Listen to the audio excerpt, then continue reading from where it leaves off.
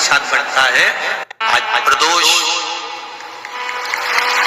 शुक्रवार का प्रदोष, शिव जी की भोजन की थाली में शंकर भगवान के भोजन करने के बाद जो प्रसाद बढ़ता है, बचता है, उसका कण कण मात्र सारे गण, देवता, देवी, 64 योगिनी सब लेने के लिए आते हैं। सब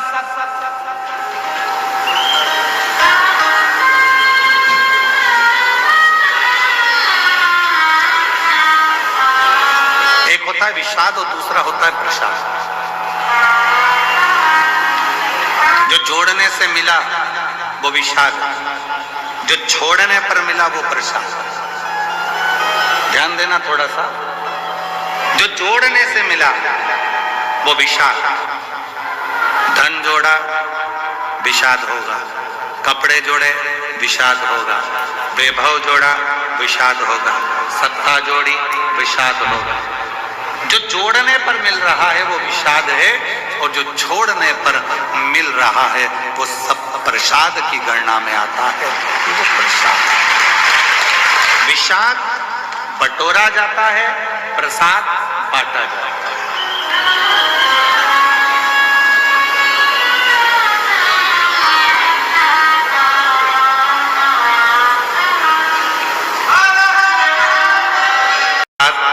जानना, बांटो, बांटो, वो बांटा, बांट। कई माताएं कहती हैं, गुरुजी बेलपत्र कब खाना चाहिए और कब नहीं खाना चाहिए। शिव महापुराण की कथा कहती है, जब शरीर में रोग हो, शरीर में कष्ट हो, तब शंकर जी की चढ़ी हुई बेलपत्र अगर पूरी 3 पत्तियां,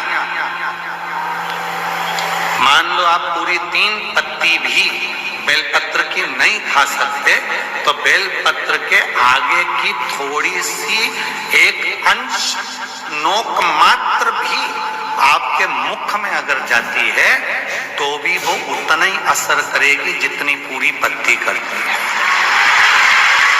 कभी कभी मेरी जीजियों, मेरे जीजाओं, मेरी बेटियों, बेटाओं, मेरे बुजुर्ग माँ बाप, याद रखना, कभी कभी तुम्हारे घर में जो शंकर जी विराजमान है, तुम्हारे घर में जो शंकर जी का शिवलिंग है, तुम्हारे घर में जो शंकर भगवान का शिवलिंग विराज रहा है, कभी कभी उस शिवलिंग में तुम्हें भगवान शंकर के चेहरे नजर आने लगता है। कभी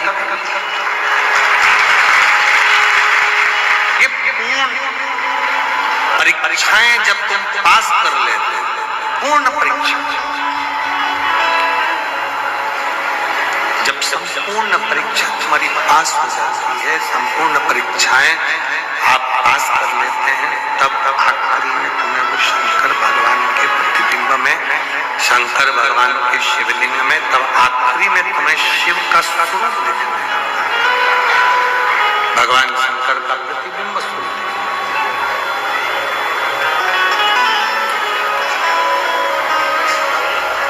चोर को चोर नजर आता है, साहूकार को साहूकार नजर आता है, सेठ को सब सेठ नजर आता है, भक्त को सब भक्त नजर आता है। और जो शंकर की भक्ति करने वाला होता है, शिव का भजन करने वाला होता है, जिसकी बुद्धि में शिव समाया होता है, वो आकाश में, आकाश की धुंध में भी, आकाश के मंडल में भी शिवलिंग को देखता रहता है। कभी कभी वो शंकर का शिवलिंग उसको आकाश में